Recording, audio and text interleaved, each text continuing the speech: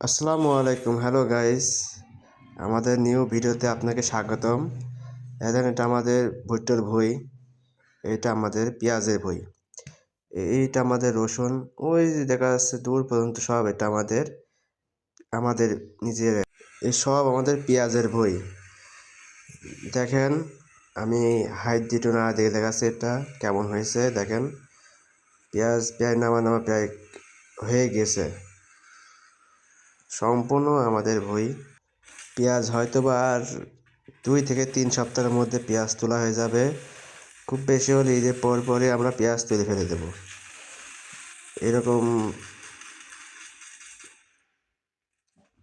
যদি আরও ভিডিও দেখতে চান, এরকম ভিডিও যদি আরও দেখতে চান তা আমাকে কমেন্ট করেন। তা আমি এরকম ভিডিও আরও নিয়ে আসবো সামনে। আরও অনেক কৃষিকাজের ভিডিও আছে আমার জানা আছে, আমি আরও অনেক ভিডিও আনতে পারবো যে আপনারা আমাকে যদি আগ্রহ দেখান।